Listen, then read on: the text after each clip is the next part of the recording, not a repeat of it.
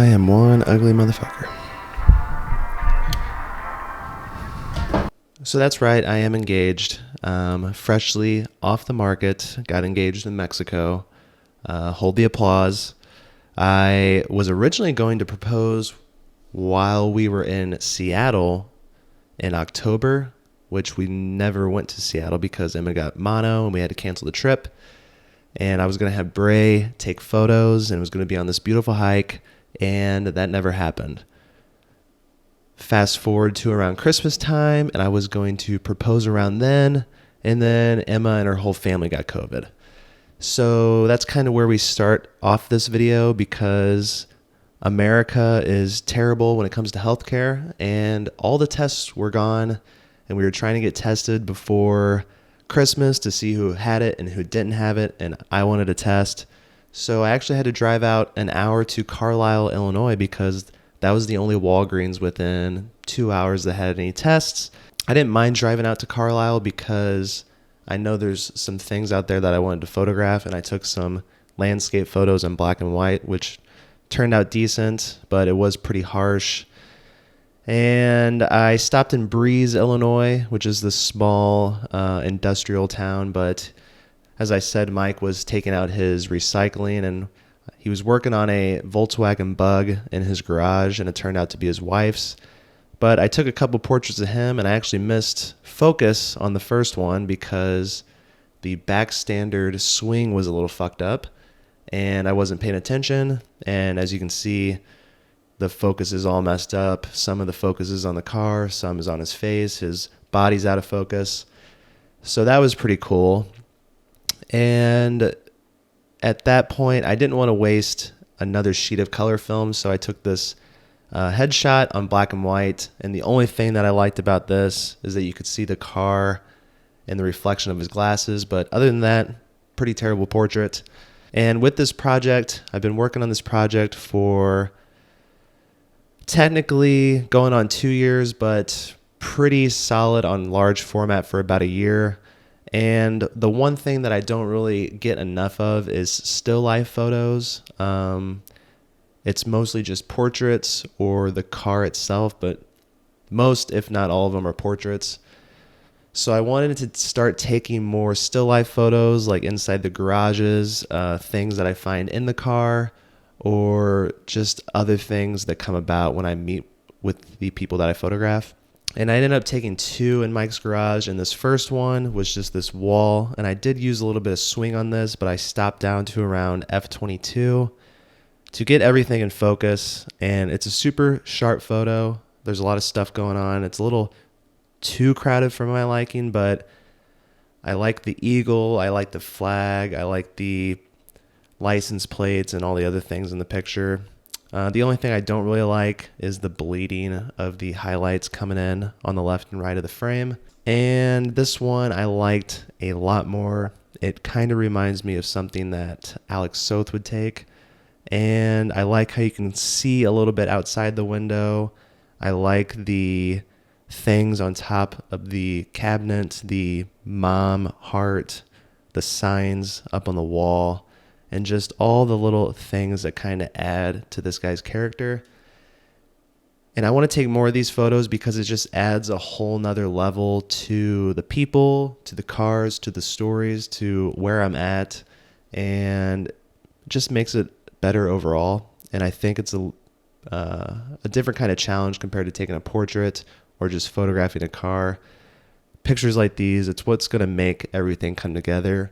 That with landscapes, that with portraits, everything combined is going to make the project better overall. A couple days later after that, I met up with Rich, and I had knocked on his door before because I saw this car outside in the driveway and nobody answered. But this particular day, the sun was going down, and he was actually working on a Ford Focus to the left of this car.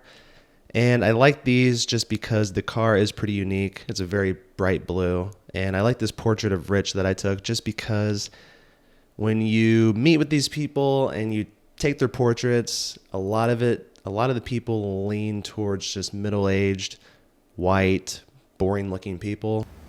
That's kind of harsh.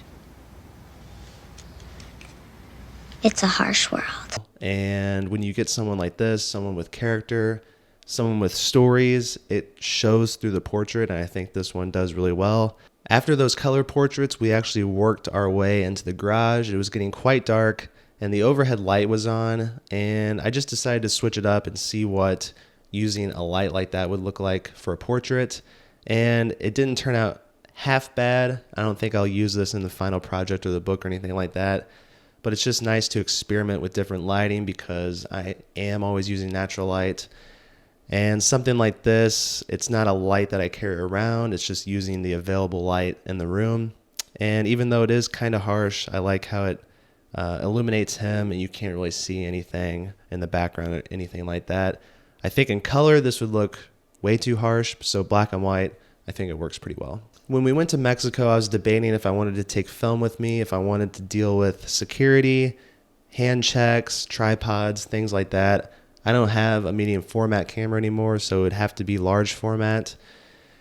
And I just went with digital this time. I didn't want to deal with all that, especially with the COVID protocols going on and everything like that. It's just a pain in the ass to have to worry about all that stuff. So I just took my Lumix S1 with a 35 millimeter lens, and I took all these photos literally on one battery the whole time I was there.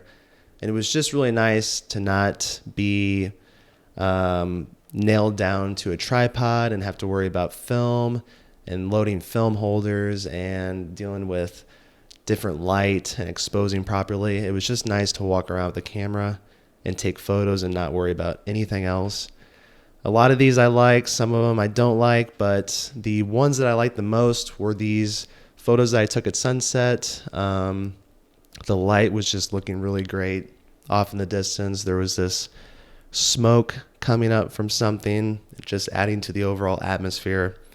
And I actually ended up taking some longer exposures of the water that I really liked. And that's the beauty of using digital and this advanced technology. These were half-second exposures, but the camera that I use has built-in stabilization, so you don't need a tripod for anything. And you can get really sharp photos with long exposures. So overall, a pretty relaxing experience just to go around Mexico and shoot digital photos. And it was nice to know that I can still get decent colors. I can still get decent black and white from a digital camera that I have and not worry about film. I know it's been a month since I put out a video, almost a month, and life just got really busy, the holidays and stuff. People thought they had COVID, traveling, everything like that. So I appreciate the patience. I'm never going to be one to just put something together just to get a video out. And that kind of leads me into talking about the sponsor of today's video, Squarespace. I know that I let you guys know that I wasn't going to have them as a sponsor if it got in the way of the videos, if it made me put out content that I didn't want to put out just to have a sponsored video. So I emailed them that and we talked it out. And if someone's willing to do that, I am more than happy to have them as a sponsor on the channel. I think that's really great that they can work with me on that. And I mean, they're a sponsor anyway because I use Squarespace. I've used it for 3 years. I use it because it's easy. I could teach a dog how to use Squarespace. The galleries, the blogging on it's super easy. Everything's easy about it. And that's what I like. I like things that work, and I like things that are easy to learn. And if you want to make it something more than just basic website stuff, you can do that if you want to. And I just really like using it. So if you want a free trial from them, squarespace.com/Brian Burks, and use code Brian Burks for 10% off your first purchase. And I know in my couple videos ago when I mentioned how I wasn't getting into NFTs, and it's because of the community and the way that people go about sales and how people kiss ass all the time, that was mostly part of the reason. But even more so, it's about the damaging effects that it has on the environment, how completely useless it is to sell art and to be a full-time artist. You don't need it.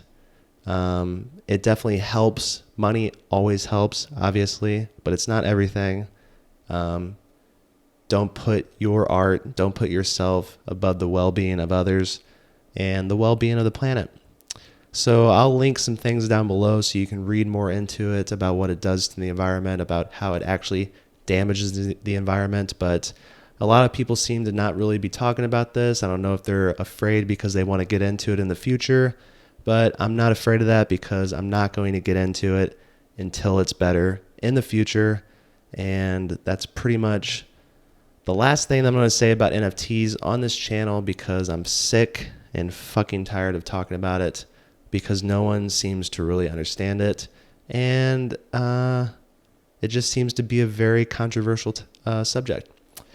So if you have questions about that, let me know. But other than that, hope you guys had a good new year. Hope you guys have a wonderful rest of the year. And I look forward to making the next one. Peace.